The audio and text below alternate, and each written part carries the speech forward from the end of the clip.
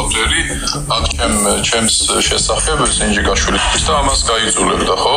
თავს არ მიმართეთ არანაირად. მე მინდოდა რომ წამოსულიყო მითქნიდან იმის გამო რომ ვერ ამოძლებდი უკვე მაგ ყველაფერს. ეს გაშანსაჭირდა რა.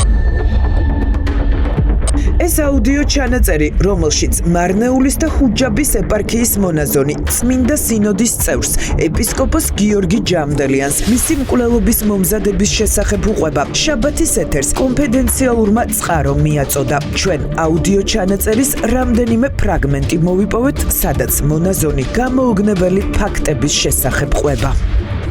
სასაცილოა ეგეც დომებოდა? თქვენი ლიკვიდაცია? ხო. დომებოდა არა მეუფე. დომებოდა არა. უნდათ. ეხლაც უნდათ. დომებოდა არა. რა კაცმა მეუფე პირდაპირ რომ საჭმაში შერევაც არ დაჭირდებაო, ხელზე ასე მოუსვაო და ეგრევე ერთ საჭი დაიბრდებაო. აქედან შედის და მე რეიცინს. არა ხუმრობ, რას ხუმრობ მე შენ გაგიშდით ხო? ეხლა მე რა თითქოს გაჩვევდნენ გაფარებდნენ ამას ესე ვიქნაშენ. სიჯავდნენ, რომ დაეთესათ რაღაცა როგორ გავუდებოდა რა. კარგი, გასაგებია. მე მაგის გარე გარდა მეუფე. გაქვს ამის მტკიცებულებებიც გაქვს, ხო?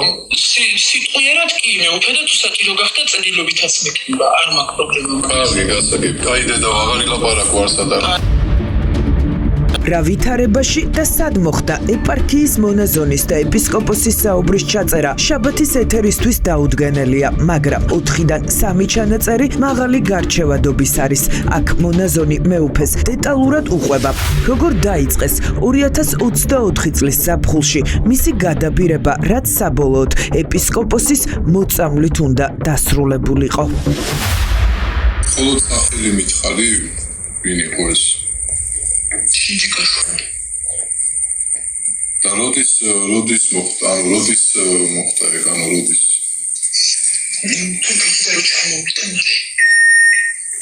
თურქეთიდან როდის ჩამოვიდა? აგვისტოში. 21 აგვისტოს. მონაზონი, რომლის ვინაობასაც მისი უსაფრთხოებიდან გამომდინარე არ ვასახელებთ, სავარაუდოდ სპეცსამსახურებისთვის საინტერესო პერსონა იქნებოდა, რადგან შაბათის ეთერის ინფორმაციით ის მეუფე გიორგი ჯამდელიანის ნდობით აღჭურვილი პირი იყო და მარნეულში საეპისკოპოსო რეზიდენციაშიც მსახურობდა. ჩვენს მიერ მოპოვებული აუდიო ჩანაწერის მიხედვით მონაზონთან ნდობაში შევიდა და მჭიდრო კავშირი დაამყარა ექს-ვიცე-გუბერნატორმა გიორგი შინჯიკაშვილმა, ოცნების ექს-მაღალჩინოსანმა, რომელიც მეუფის რეზიდენციის ხშირი სტუმარი იყო და გიორგი ჯამდელიანთან მეგობრობაც აკავშირებდა. თავიდან ისე დაიწყო რა, ხო იცი უგან მიყვარხარ და გვიშინდა დაგიდგე რაღაცები და რა უმერე? ჩემზე გესაუბრა? ერთი ორჯერ მითხრა რომ ისა რა ქვია, ანუ რაღაცებს მეკითხებოდა ერთი ორჯერ და მე უკვე შემაჩვია ამ რაღაცების თქმას, მაგრამ შენ უნდა მოგეყოლა ყველაფერი აქ ჩემს შესახებ სინჯიკაშვილისთვის და ამას გაიძულებდა, ხო? კი, ანუ ისე, აი იცით როგორ, აი ვითომ უყვარდი შენ და ჟურნალისტი. აი რაღაცა რომ აი თუ რაღაცა ისეთი ხო ხდები და მე მითხარი და რაღაცა გვერდში დაგიდგები, მაგრამ მაგას როგორც ჩანდა ადამიანი ჭირდებოდა იქ დასაყრდნობი, ვინც აი თუ რამე რეზიდენციის იქით საუბარი იქნებოდა, აი თქვა თქვენ პირობითად ვამბობ ლაშასთან ან გურამთან რამე ისაუბრეთ და ჩვენ მოგვიყევით რეზიდენციის გარეთ, ეგენი რო ცოდნოდა. გინდება რომ მონაზონთან იმ დროს ქვეყნიდან ხარებასთან დაპირისპირების გამო გაქცეულ გიორგი შინჯიკაშვილს ხშირი სატელეფონო კომუნიკაცია ჰქონდა, მაგრამ მოულოდნელი შეხვედრა მათ შორის 2024 წლის 21 აგვისტოს მოხდა, როდესაც მონაზონი მეგობრის სახლში იმყოფებოდა. შინჯიკაშვილი კი ქვეყანაში ქართულმა ოცნებამ იმ პერიოდში წინა საარჩევნოდ დააბრუნა. მეუფე სახლში იყო მოსუდგიანად. ხო. არა მარტო ნახა. ჩანაწერები მოხს იქ. ჩანაწერები, მტკიცებულებები გაქვს ამის ვიდეო. მეუფე, არ შეგეშინდეს დედაო, ყველაფერი. მე რომ მაგას მესიჯებს წერი და ვთხოვ პასუხს. შვიდი მაგ მესიჯებს და მე შემიძლია რომ გავახსნები მაგ მესიჯები ჩემ მეგობარს ამერიკაში არის. ყველა მიმოწია აბსოლუტურად. ხო და მოკლედ აი რა გითხრა, კარგი, აი რა და რა უმერე. ჩემზე გესაუბრა. ერთი ორჯერ მითხრა რომ ისა რა ქვია ანუ რაღაცებს მეკითხებოდა. აუდიო ჩანაწერის ნაწილი მძიმე დანაშაულის ნიშნებს და პირად ინფორმაციას შეიცავს, ამიტომ შაბათის ეთერი დღეს მხოლოდ ფრაგმენტებს ასაჯაროვებს. თუმცა შედგა თუ არა შეხვედრა ვიცე-გუბერნატორსა და მონაზონს შორის მისი მეგობრის სახლში ფაქტების გადამოწმებას ვიწყებთ. დგინდება, რომ სახლი, რომელზეც მონაზონი მიუთითებს, დიანა დრაიაევას ეკუთვნის სილამაზის სალონის Moonlight-ის მფლობელს. ქალბატონ დიანა, რამდენიმე კითხვა მაქვს თქვენთან, თუ შეიძლება. მონაზონთან დაკავშირებით. გიორგი შენჯიკაშვილი. დიანა დრაიაევა გვიდასტურებს, რომ სკანდალში გახვეულ მონაზონთან წლების ურთიერთობა და მეგობრობა აკავშირებს. არ უარყოფს, რომ სასულიერო პირი მის სახლშიც ხშირად რჩებოდა, მაგრამ ვიცე-გუბერნატორთან და მის გარემოცვასთან მის კავშირებზე არაფერი არ იცის. მონაზონი რჩებოდა ხოლმე თქვენ სახლში? კი, ხშირად რჩებოდა ჩვენთან. სტუმრობდა ორი კვირას დარჩენილა და ასე შემდეგ. გიორგი შენჯიკაშვილი იმყოფებოდა თქვენ სახლში, ეს ინფორმაცია გააქვთ? ჩვენ ეს ინფორმაცია არ გვაქვს. თქვენს გარეშე შეიძლება მომხდარიყო ეს, ანუ მონაზონი ხშირად იყო თქვენ სახლში, თქვენ გარეშე. ქალბატონ დედაო კი რჩებოდა, იმიტომ რომ ჩვენი სახლის გასაღებიც აქვს, ჩვენთვის ძალიან ახლო ადამიანია. ქალბატონ დიანა, ხომ არ უთქვამს ოდესმე მონაზონს, რომ მასე ხორციელდებოდა ზეწოლა ან მის გადაბირებას ცდილობდნენ? არა, არასდროს. აი მართლა გეუბნებით, ჩვენთვის იმდენად ახლო ადამიანია, ოჯახის წევრად მივიჩნევთ. მის ოჯახშიც ხშირად დავდივართ, რომ ჩემთვის აი დაუჯერებელი ფაქტია, როგორ ეკიხსნა. მონაზონის მეგობარი არ ადასტურებს, მაგრამ ჩვენს მიერ მოპოვებული ფარული ჩანაწერებით დგინდება, რომ მონაზონთან გიორგი შენჯიკაშვილს თვეების განმავლობაში სისტემატიური კავშირი ჰქონდა. ამას აუდიო ფაილებში მეუფეს თავად უყვება. იხსენებს ერთ-ერთ სატელეფონო საუბარსაც, როდესაც ქართული ოცნების ექს-მაღალჩინოსანმა ჰოლანდიიდან დაურეკა და მეუფის ლიკვიდაციის მოტივზე ესაუბრა. რატომ იშლის ოფისის გადამეკითხვა, რატომ ეხერება? ეგრამდეჯერაც მითხე, ეგ მე ვიცი. ბოლოს ესე იძახდა ეგ მეციო. გეტყვით ზუსტად. შენ როგორ ვიქნებ? დარიკა ჰოლანდიაში ისა რა ქვია. მე თუ ვერავ, ისეთი ზურგი მყავსო, მე ერთმანეთს ვამაგრებთო, ჩვენ ერთადო რაღაცას მოვიფიქრებთ და რაც მოვიფიქრებთ მეთქი და ვიზე მოიფიქრეთ და შენ შეფსეო. მე უფეზეო? კი, შენ შეფსეო და მე რატო რამე უნდა უკნათო თუ რა? მე პასპორტი ხო, კაი მე უფეზე და იანიმატის და რატო მეთქი და ეს უცველი ამბავი არისო? ძველი ამბავია. რა იყო ძველი ამბავი, რის გამოც ეპისკოპოსის სავარაუდო ლიკვიდაცია იგეგმებოდა. ცნობილია, რომ შენჯიკაშვილს და გიორგი ჯამდელიანს ახლო კავშირები ჰქონდათ. ეს სოციალურ ქსელში გავრცელებული მათი ერთობლივი ფოტოებითაც დასტურდება. ლიკვიდაციის მოტივზე მღვდელმთავარს არც ამბიონიდან გაკეთებული სკანდალური განცხადების დროს არ უსაუბრია, ამიტომ მასთან კითხვების დასასმელად შაბათის ეთერი მარნეულისა და ჰუჯაბის ეპარქიაში ჩავიდა. გიჭირავთ, მე უფესი ცავთ, უკაცრავად. ავტომატებით იცავთ მე უფეს? მარნეულში ჩასულ შაბათის ეთერის გადამღებ ჯგუფს მეუფის რეზიდენცია პრაქტიკულად შეიარაღებული დაჯგუფების ალყაში დაგხვდა.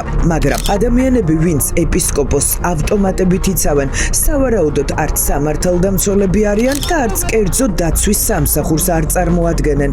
ამიტომ ჩვენმა კითხვებმა ისინი გააღიზიანა. შეიარაღება რატომ გაქვთ ეპარქიაში? უკაცრავად. თქვენ რატო გაქვთ? შეგიძლიათ ამიხსნათ? ავტომატით რატო ხარ? არა, კადრი გაქვთ გადაღებული. მეც მაქვს კადრი, რომ ავტომატით რატო ხარ? პოლიცია იცავს, რატო ხარ ავტომატით? არ გსხვენია? პოლიცია იცავს მე უფეს თუ ვინ არიან ეს ადამიანები? ავტომატი დამალე რა, არა, ავტომატი დამალე კი არა, მეკითხებით.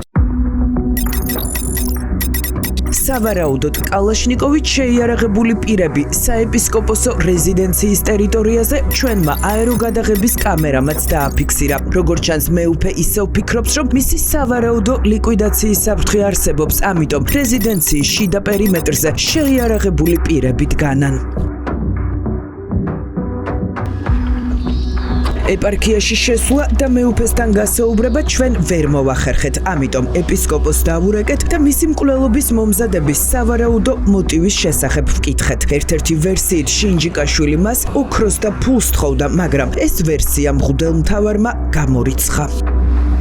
მოტივი გიორგი შინჯიკაშვილს რა უნდა ქონოდა თქვენი მკვლელობის, როცა ის თქვენი მეგობარი იყო, ამოდიოდა ერთად ტრაპეზობდით, გავრცელდა ინფორმაცია, რომ თითქოს ფული და ოქრო დაგიტოვათ, როდესაც ხარებას გაექცა.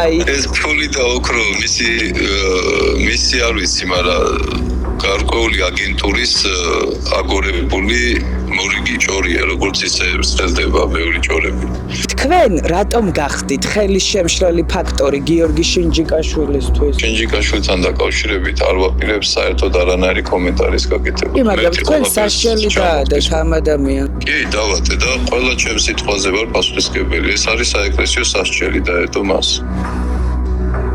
წმინდა სინოდის წევრის მკვლელობის მომზადების ისტორია და ამბიონიდან გაკეთებულმა უმძიმესმა განცხადებამ ცხადად გამოაჩინა, რომ სპეცსამსახურები სასულიერო პირების სრულად გაკონტროლებას ცდილობენ. აუდიო ფაილში, რომელიც ჩვენს ხელში აღმოჩნდა, მონაზონი ეპისკოპოსს უყვება, რომ სპეცსამსახურებს მოსასმენი ტექნიკა დამონტაჟებული აქვთ მისი რეზიდენციის მთელ პერიმეტრზე და მონასტრის ყველა კუთხეში. უსმენენ მათ შორის ახსარებასაც, რომელსაც სასულიერო პირები იბარებენ. ვეუბნებოდი, რომ აქ მეთქი ყველგან აყენია ისინი ჩამწერები მეთქი, ჰაერზე არ მithქოს მეუფება ეგენ. მაგრამ მე მითხრა, ნასვამი იყო, რომ ისო რა ქვია, ყველა კუთხეშიო ჩამწერები აყენია, ოდაჟე ისიც იციან ახსარებაში რას იძახითო. თვითონ მითხრა ეგ არა. ან შეხვარ გითხრა რომ რამე ჩაიწერე. არა მეუფე. რა თუნდა რომ თუ ისე იწერდნენ. არაფერი მეუფე, ყველაფერი ვიცით. თუ მონაზონის ინფორმაციას დავეყრდნობით, გამოდის, რომ სპეცსამსახურების ხელში ახლა მარნეულისა და ჰუჯაბის ეპარქიიდან ფარულად და უკანონოდ მოპოვებული ათობით ფაილია. მათ შორის ისეთები, სადაც ადამიანები ახსარებას მათ მოძღვარს აბარებდნენ. ჩემი ინფორმაციით ასევე მოსასმენები იყო დამონტაჟებული ეპარქიის ტერიტორიაზე. შეგიძლიათ დამიდასტუროთ ეს ფაქტი? ვერც უარყოფ და ვერც დავადასტურებ. ანუ ახსარებას სუსი უსმენდა? არ ვიცი. იმიტომ რომ ჩემი ინფორმაციით მონაზონი ამის შესახებაც გაწუდით თქვენ ინფორმაციას. ქალბატონო მარიამ, დაგემშვიდობებით, კარგი თქვენის ნებართვით. ინტერვიუში ეპისკოპოსმა გიორგი შინჯიკაშვილთან დაკავშირებით ბევრი კითხვა უპასუხოდ დატოვა და გითხრა, რომ სასჯელი მას თავად უკვე გამოუტანა. ჩვენს მიერ მოპოვებული ჩანაწერით კი ირკვევა, რომ მეუფის წინააღმდეგ მონაზონის სავარაუდო გადაბირების ოპერაციაში შინჯიკაშვილის დაცვის უფროსი და არაფორმალური ბანდის წევრი ჯაბა იგივე იასინ იოსელიანიც მონაწილეობდა. იოსელიანი ირანის და საქართველოს ორმაგი მოქალაქე და ის პირია, რომელიც მარტის აქციების დროს გმირთა მოედანზე აქტივისტებზე ძალადობაში მონაწილეობდა.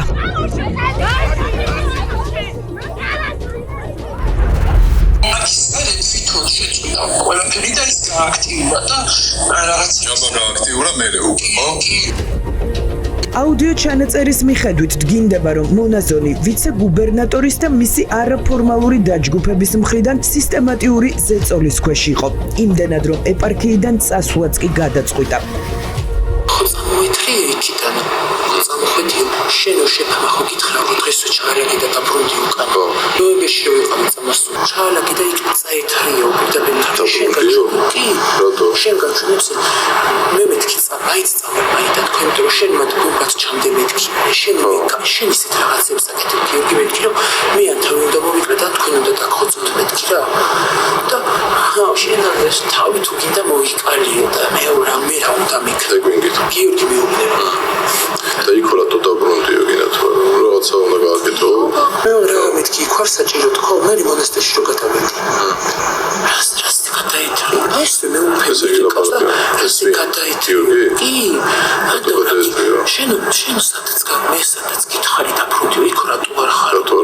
კი. მე თქვენ რომ მითხარით ამოდი იმ საღამოს. ისე ვარ გამზადებდნენ რაიმე ესეთი რომ საწამული გაგერია. რა კაცმა მე უფებრიდები რომ საჭმაში შენევაც არ დაჭირდებაო ხელზე ასე მოუსწავლო და ეგრევე ერთ საჭი დაიბრდებაო. ზეწოლის და მუქარის შემდეგ მონაზონი ჩანაწერის მიხედვით ეპარქიაში დროებით ისევ დაბრუნდა, მაგრამ მისი თქმით ყველაფრის ეპისკოპოსისთვის მოყოლა გადაწყვიტა. ეს როგორც ჩანს სპეცსამსახურებმა გაიგეს, რასაც მონაზონის განცხადებით მის მიმართ მუქარის ახალი სერია მოჰყვა. თქვენ მეთქი რასაც ცდილობთ რომ გამაკეთებინებთ, მაგასაც ვერ გამაკეთებინებთ ვერასდროს მეთქი. გიჯერებს? შენ შეავად მოყო შენ ვინდა გიჯერებს ჭრება მეუბნება. ვინდა დაგიჯერებს? ვინდა მეუთხარი მე ვინდა მიჯერებს თქო აგერ ნახავ თქვენს დამიჯერებ. შენი საფუთებია იქ დაიერსო. საბათო ყოფოში იქ გაფორმებული ხარო რომ შენ გქონია მეუბე გიორგი დაგიჯერებს. ვიცი რას გისავსოს. შურს გაგიხვნიტავს მეუბე შენ მეუთხარი. არ დაგიჯერებს? არა მეუბე შენ არ შენ ძალა ვართო ჩვენო ბევრი ვართო და ფსიქოლოგიური ტერორი კი მალე მონაზონის თქმით მისი ლიკვიდაციის და განეიტრალების მუქარით შეიცვალა. ამ მძიმე დანაშაულში სასულიერო პირი აუდიო ჩანაწერში ხელს გიორგი შინჯიკაშვილს და მისი დაცვის უფროს იასინ ჯაბა იოსელიანს ადებს. ფაქტის თვითმხილველად ასახელებს კახა ჭუმბურიძესაც, სპეცრაზმის ერთ-ერთ ბოსს და იმ ადამიანს, რომელიც წყლის სატყორც მანქანაში გაზის გარევის ბრძანებას იღებდა და ასრულებდა. ჭუმბურიძეს განსაკუთრებულ დავალებათა დეპარტამენტი ხარებამ შინჯიკაშვილთან დაპირისპირების გამო იძულებით დაატოვებინა. შენ უკვე პრობლემა ხარჩებიო თან ესე ხელით ესე მიშულა და მეთქი ხელებს მოიქნებ თქვენთან და წაიყურებათ ხო რა დადიოდნენ ბიჭები და მე შვიდად გესაუბრებთ პრობლემად გამიხდებიო და იმდეს ისახო რომ მგონიო გაგანეიტრალი ესე მითხრა მეუფეთები როგორ მეთქი როგორც მონაზოსთო რა როგორც მაშინ მაინტერესებს ხაც შენ ხარ ჩემი პრობლემა შენ ყველაზე დიდი პრობლემა ხარ ეხლა ჩემი ცხოვრებისო ჯერო მე და მილაპარაკიო და მე დაილაპარაკე მეუფესო და გუდაურიდან გავაბრუნე მეუფე კარაკაციე კახასთან ერთად მოდიო და გავხდებიო და შენ თბილისში ჩამოხვალო და შენ თუსაც ვერ მკვდარი არ გიპოვო მე არ ვხდიო შინჯიკაშვილიო აი ამას მონება და ის არაკაცი კახა ისმის მეუფეთან ყველა ის არაკაცის ეს კახა რომელია ხო გასაგებია ვინ არის ეგ რობოკოპების ძმა თომადრაი რობოკოპების თლიანად უფროსიო გიორგი შინჯიკაშვილი ახლა გაუჩინარებულია. მეუფის საჯაროდ გაკეთებული განცხადების შემდეგ ჩვენი ინფორმაციით ის გამოკითხვაზეც კი არ დაუბარებიათ. ბოლოს შაბათს რუსთავში ნახეს, სადაც ერთ-ერთ მშენებარე ტაძარში იმყოფებოდა. ვიდეო კადრებში, რომელსაც სოციალურ ქსელში თავად აზიარებს, ჩანს, რომ ეკლესიაში დიმიტრი ჭუმბურიძესთან ერთად მივიდა. ჭუმბურიძე ის პირია, რომელიც აქტივისტებზე ძალადობაში და ხარებას სპეცრაზმელების სასტიკად ცემაშია ბრალდებული. ვინ ესწრებოდა ჯვრის აღმართვას, მამა? ვინც ეხმარებოდა ტაძრის მშენებლობას. გიორგი შინჯიკაშვილიც გეხმარებოდათ? ბატონი გიორგი, თვითონაც იყო კადრები ვნახეთ. რა მონაწილეობა აქვს მიღებული ამ ტაძრის მშენებლობაში? გასაშვებული, თავი რას კეთდება? გეხმარებათ თანხით, ხო? უბრალოდ კითხვა არ გაგიჩნდათ ისე მამალ. სასულიერო პირის მკვლელობის მომზადებაში არის პრობლემა. ერთი მოსვლოვი იყო, ეგ ამბავი არ ვცოდი, მე გავწე და უკვე უბრალოდ მომენტს პროცესი დაესწრო. დიმიტრი ჭუმბურიძეც იყო, ხო, მასთან ერთად მამა? არ ვიცი. არ იცნობთ მის ძმაკაცებს, ეგრეთ წოდებულ ზონდერებს? ბატონი დიმიტრი მონაწილეობდა მათ შორის ხალხის დარბევაში, მამა ილია და არ ვიცი. სავარაუდოდ შაბათს რუსთავის მშენებარე ტაძრიდან წავიდა დაცვის წევრებთან ერთად შინჯიკაშვილი მეუფის სავარაუდო ლიკვიდაციის საქმეზე სალაპარაკოდ მარნეულისა და ჰუჯაბის ეპარქიაში. ეს ამბიონიდან სკანდალური ქადაგების დროს თავად ეპისკოპოსმა გიორგი ჯამდელიანმა დაადასტურა და თან თქვა, რომ შინჯიკაშვილს მის რეზიდენციაში ფიზიკურად გაუსწორდნენ. გაილახა თავისი დაცვიანად გაიქცა აქედან კუდა მოძვებული. რა თქმა უნდა მე ხელი არ დამიქარები, ამიტომ მე მაღალი თმენის ვალდებულება მაქვს როგორც თავარი და ეხლა მისგან ყველაფერია მოსალოდნელი. შინჯიკაშვილის სკანდალური განცხადების შემდეგ მეზობლებს არც კაჩინსკის 4 ნომერში უნახავთ, სადაც ის ცხოვრობს. შინჯიკაშვილი თქვენი მეზობელია?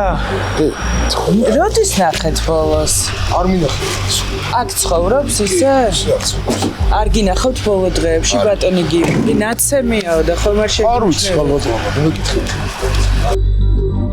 იმალება მისი დაცვის უფროსი ჯაბა იოსელიანიც. მისი მეუღლე კი სატელეფონო ინტერვიუში გვიმტკიცებს, რომ ყველაფერი, რასაც მონაზონი ამბობს, ტყუილი და ცილის წამებაა.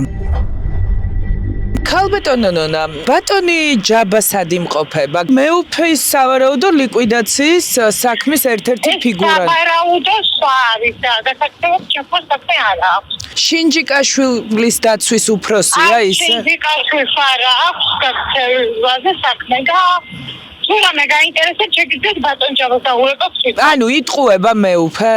არი გეგმებოდა მისი ლიკვიდაცია რა? შესაძლებელია, რომ მისი დედაო იტყუება ქალბატონო. ანუ დედაო იტყუება ესე იცნობდით ხო თქვენ? დიახ, ძალიან კარგად ვიცნობდი. რა მიზანი ქონდა ქალბატონონა? რატო იტყუება ეს ქალბატონი? ძალიან ბევრი ფაქტორია ქალბატონო და ანუ ეხლა დრო არ მაქვს ამაზე საუბარი. მონაზონი კი მეუფესთან საუბარში ირწმუნება, რომ ყველაფრის სამხილი აქვს და რასაც ხვება, ოცნების მაღალჩინოსნის წინააღმდეგ ყველაფრის დამტკიცება შეუძლია. ყველას დამატკები ესე თავის მეუფემ ის თორიზევა მისული მეუფეი შინდიში მიყავით და იმაზე სროლაში ვარ მე მაგას არ ვაცოცხლე. შეგიტარო არა შემონაზონი ხარდე და ერთხელ მაგი ერთხელ დაგიფაროს ეგ ცოტა რაუბლებო ჩვენ ახლა ადამიანს ცოცხლე არ მიბოძებია და წავარდოთ.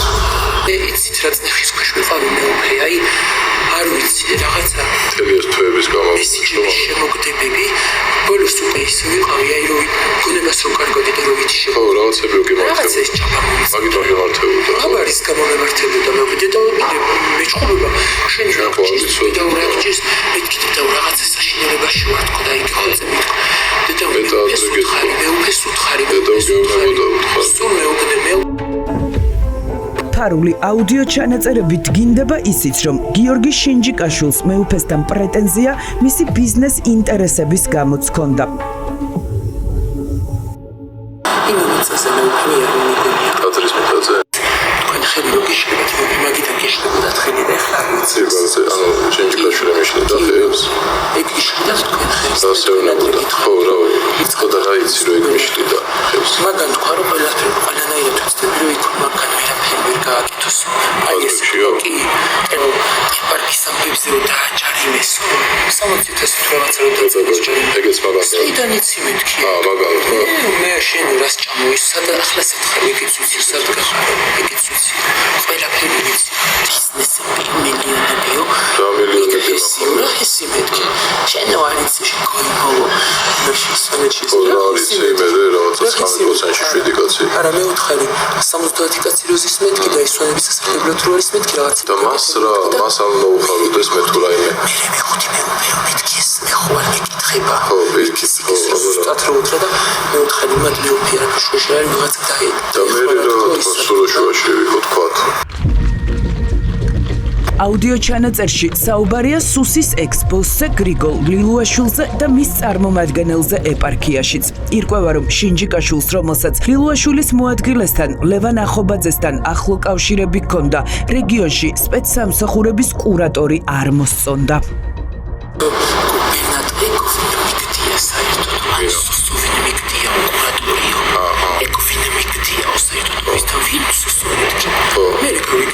ლილუაშვილმა არა მე გამომიგზავნა ის ლილუაშვილმა. მე ეგ მე ეგ ვინ მიგდიო? რატო?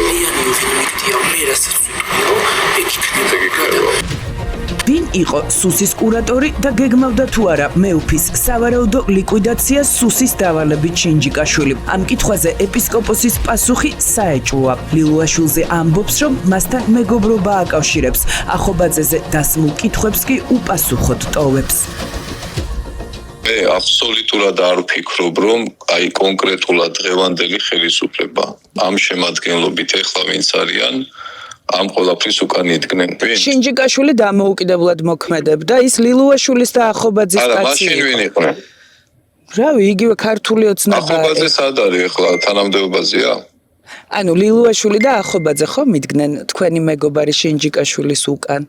ლილუაშვილთან მე მეგობრობა და რაღაცა ჩემი ერთგვარი, ანუ საერთოდ ლილუაშვილის ვიზაშვილი ჩვენი რძალია სვანების და მოკლედ სიახლოვეს ანუ ახობაძე გეგმავდა თქვენი ლიკვიდაციის ცდელობას შინჯიკაშვილთან ერთად? არ ვაკეთებ კომენტარს აი საერთოდ ამ სფეროსთან დაკავშირებით რა, ანუ იქით მე არ მივდივარ. ახობაძესაც ხომ არ დაადეთ სასჯელი მეუფეო? არა. ეპისკოპოსის მკვლელობის მომზადების საქმე ბურუსით არის მოცული. გამოძიებას თავად მღვდელმთავარი უნდობლობას უცხადებს. მის რეზიდენციას კი შუა მარნეულში სავარაუდოდ კალაშნიკოვით შეიარაღებული პირები ახლაც იცავენ.